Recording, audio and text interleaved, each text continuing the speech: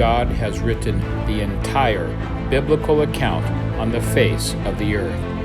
Noah's Ark can be seen in Australia and the surrounding ocean. Notice here the dove with the olive branch returning to Noah and the ark. Jesus Christ is returning soon, and He's building our faith and preparing us for His return.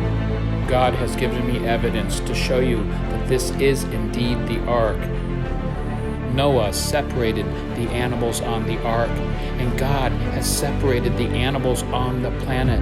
There's an invisible line, and it crosses right through the ark on the map. In between two of the islands of Indonesia, there's an ancient line that is both real and not real. You can't see it, but it's there all the same.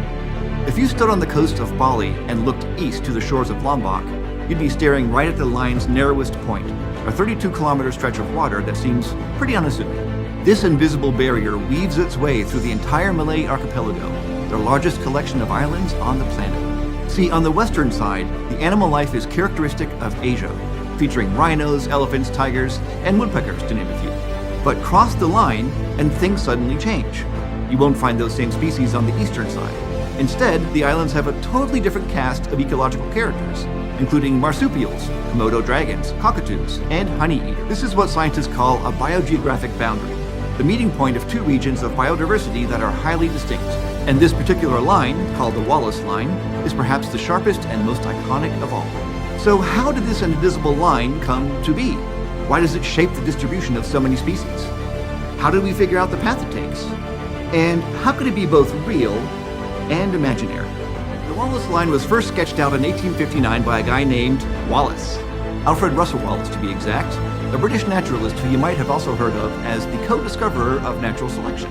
That concept came to Wallace in a literal fever dream as he lay bedridden with malaria during part of his 8-year trip around the Malay archipelago. And it was as he moved east from Bali to Lombok that he first noticed something intriguing.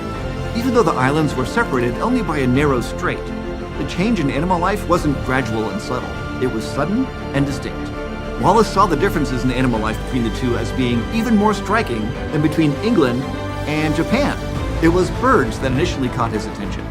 Certain species that were plentiful on Java and Bali, like the yellow-headed weaver, coppersmith barbet, and the Javanese three-toed woodpecker, didn't exist at all on Lombok. And this abrupt shift extended to mammals and even many insects too, almost as if an invisible barrier was separating two different worlds. But why and how? The biogeographic line that he drew, which others would tweak in later years, didn't just reflect the proximity of the islands. In fact, some islands on opposing sides of the line are closer to each other than many islands on the same sides are to one another. So Wallace realized that other more mysterious forces must be in play, like, say, geology. He recognized that the geological past shapes the biological present. And because the distribution of living species today partly reflects ancient geological events, he saw biogeography as a way to uncover epic chapters of the planet's history that might otherwise have been unknowable. Great quote from Einstein, a beautiful story that Einstein told about when he was a little boy. He was 6 or 7 years old. His dad gave him a compass. And so he looked at the compass and he saw, well, there's this thing, this needle, and it always points north, points in this direction. So there's something invisible that I can't see that underlies our reality that's making this needle point north. And he said later in life, it was my first encounter with an idea, which is if you look at nature carefully and really pay attention, and you're lucky, you can catch a glimpse of something deeply hidden.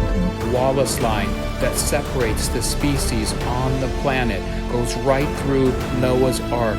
Only God could have done this. We are currently working on a fundraiser to help complete a final print map and a professional video documentary. We have currently raised $5,290 of our $100,000 goal. We currently have over 50 biblical images that we have found on the earth, and we will need to hire professional artists and animators for each one of these images. If you would like to see more of these images, please go to our YouTube or TikTok channel. If you'd like to partner with or support the Faith Map Project, you can search us on GoFundMe or Cash App Faith Map News.